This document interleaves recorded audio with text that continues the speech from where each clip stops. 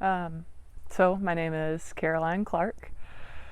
I decided to work with the medicine of ayahuasca about 7 months ago. That was when I really felt it on my heart um, that I wanted something different than what I was doing in America. I currently live in San Diego, California, though I'd only lived in that part of the country for about 2 years. Originally, I was from the southeast of the country. And upon deciding that I wanted to work with the medicine, I began looking for an experience that I both trusted with the limited knowledge and experience that I had, but also something that I felt like was truly authentic to the spirit of the history of the medicine, and that included the area that I would be in, as well as the people that I would trust to take me through the process. So for me, as I began to look at different centers, I was initially drawn uh, to some of the areas more in the northern part of the country because it seemed like there was a lot of centers in those areas. But Nimea Kaya seemed to continuously pop up in my searches. Things that I found comforting about what I was reading or what I was learning about this specific center was it seemed like there was a lot of care that was put into not only the schedule, the people, but also the space that was provided for each individual person to have their own experience and their own journey. For me, it seemed important to come to a place that was not just necessarily the cliche center of where you go to do ayahuasca, which seemed to be more Iquitos. So I felt a lot of comfort in coming to Pucallpa, coming to a place that seemed like it was seated here for a specific reason, not just following the crowds of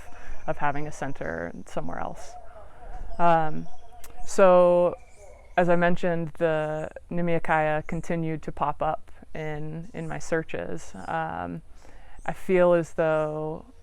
my own process started with ayahuasca at that time when I had started to look for a center. And while I did not necessarily book anything until maybe 2 months before this retreat, I started having a lot of intentionality about why I was going where I was going, wherever it was I was going to go, and trying to understand what the medicine could provide without trying to have too many expectations for what it necessarily would provide. Granted, of course, I think I did come in with some expectations for what the experience would be like, and as everyone seems to say, it is beyond anything that I could have hoped for, and I attribute a lot of that to a continued effort at trying to be open and allowing whatever may come to come. So as I think back not only on the last 9 days, but also on the last 7 months, it feels like upon arriving here and upon getting to the actual 9-day retreat, that was only a piece of the journey. My ceremonies were all very different, as I hear many other people describe. And the important thing that I think that I've taken away from this is being able to recenter myself, find connections that I felt like I had within me, but there was too much fog and chaos that was covering them up to truly allow me to to feel those connections, and that's both with the earth, with people, with communities, with people back home that I care about. So the things that I feel like I have gained up to this point are indescribable in many ways, because I think they are so unique and so personal. But if I had to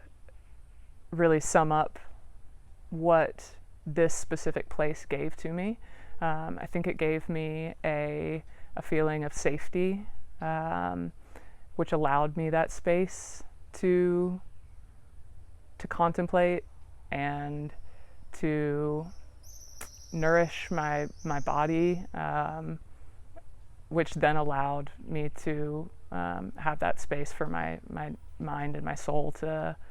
be nourished. I think that is attributed not only to the staff, to this location, to the facilities, to the food, to the people that prepare the food, the intention that seems to go into the preparation of all of those things. And as I mentioned, just the care that is put into the energy of everything that's here. So as I go now onto a new place in life and eventually returning back to San Diego, I feel like I am taking with me experiences that I'll always be able to come back to, that I can hold on to, and in those moments where the chaos or the fog may feel as though they're arising again, being able to have that anchor of the experience that I went through to ground me again. And I felt a lot of encouragement from the practices that we were shown here, that we were introduced to, a variety of different practices ranging from yoga to meditation to breath work, to intention setting and creating space for ourselves, when we go off onto whatever the next step may be. So for me, it was important to try and write those down, to try and ensure that I would not just have this 9-day retreat or even this past 7 months and not only be a brief snapshot in time. Instead, for that to be not just the start of something, but a coming back to something for me that I hope to be able to hold on to forever. And I do feel confident that I will be able to do that with effort and intentionality. I feel very grateful to the energy of this place, and the way that I feel like that has imprinted my inner self, my own soul, my own psyche. So much of that is attributed to the medicine, but I also know, both from conversations with others as well as just an innate feeling in myself, that the experience with ayahuasca could have been very different at a different place. And I'm very grateful that this was the place that I allowed myself to commit to and learn the things that I did.